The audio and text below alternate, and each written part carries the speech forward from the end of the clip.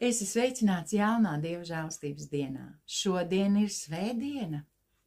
Vai tu esi atradis savu vietu Dieva namā? Vai tev ir sava draudze? Es tev ļoti iesaku atrast vietu, kur tev ir jābūt.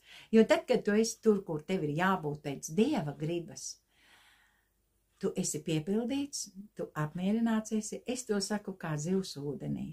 Un es savā draudzē tā jūtos, un esmu laimīga, ka esmu beidzot saņēmusies un izdarījuši to, ko Dievs man teica jau pirms daudziem gadiem, cik viņš ir pacietīgs. Slāva Dievam! Svētīgi tev šo svētdienu, bet stiprinājumam šodien nākamais apliecinājums, 4. apliecinājums 3. apliecinājuma grupā. 3. apliecinājuma grupa ir viena no galvenajām metodēm, kā rīkojās Jēzus un apustuļi, un tas ir tas, ka viņi runāja un vērsās pie lietām, pie situācijām, pie apstākļiem.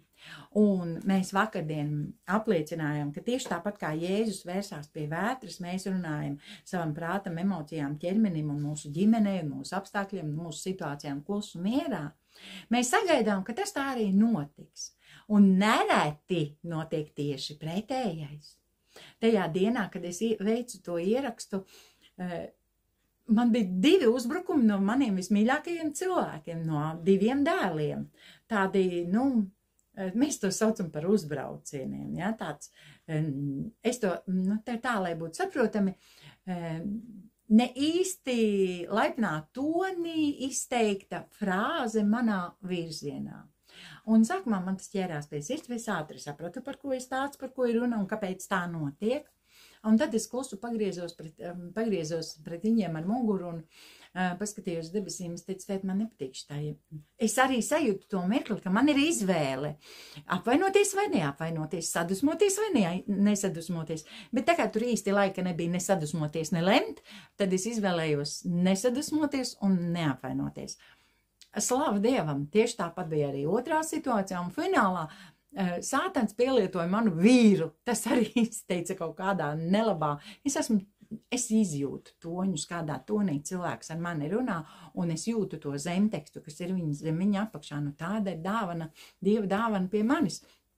Un īstenībā ar to dzīvot bija kādreiz sarežģīti, bet tagad, kad es zinu šīs aizmuguras lietas, ka sātans staigā kā lauva apkārt, rūgdams un meklēdams, ko tas varētu aprīt, ka ir notikuši šie ieraksti ar spēcīgu apliecinājumu, ar spēcīgu Dievu vārdu, uzbrukumiem ir jābūt, vienkārši ir jābūt. Ir jautājums, ko mēs ar tiem darām? Un nākamais apliecinājums, šodienas apliecinājums, ir šāds. Es vēršos pie katra vilšanās, jo mēs piedzīvojam vilšanos, kad gaidām vienu reakciju, bet saņemam gluži pretējo. Tā ir vilšanās. Es vēršos pie katra vilšanās, stresa, depresijas, trūkuma, nesaskaņu kalna un saku, meties jūrā Jēzus vārdā. Un visa tauta saka, āmen. Un, protams, tā ir Marka evaņģēlija 11. nodaļas 22. līdz 24. pants. Aleluja, pats Jēzus mums dod šo piemēru. Pats Jēzus dod mums šo piemēru. Šajā pantā, tekstā, angļu un krievu valodā viņš 3 reizes saka, sacīs, saka, saka. Atvērsim šo pantu Marka evaņģēlija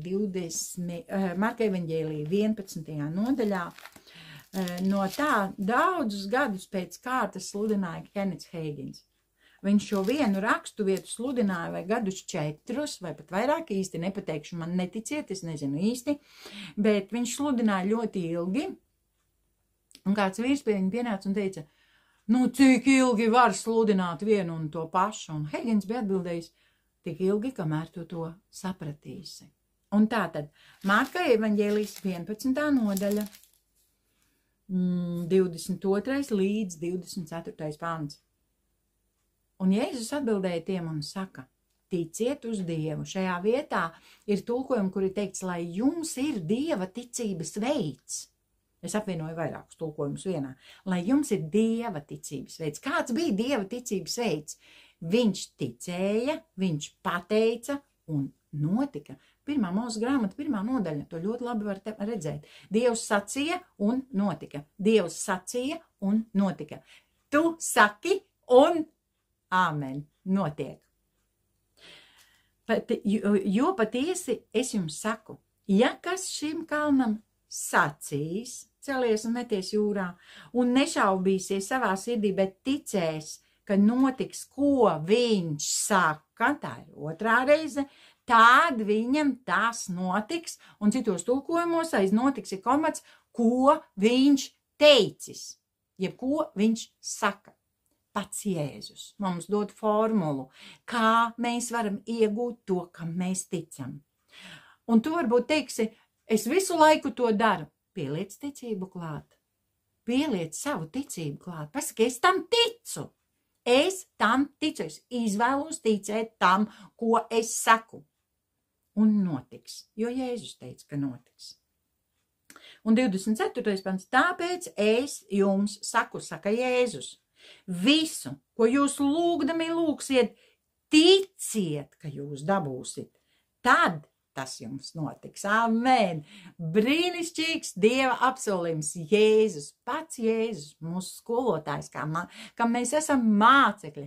Un mācekļi dara to, ko dara viņu skolotājs. Un mēs darām to, kam mēs ticam un ko dara mūsu skolotājs. Tāpēc nāca Kristus.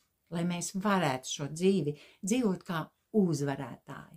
Un, protams, ir situācijas, kad šis apliecinājums ir jāveic ilgāk. Mēs varam vērsties pie Dieva, ko es daru nepareizi, kā man rīkoties, ja viņš iedos virzienu un tā tālāk.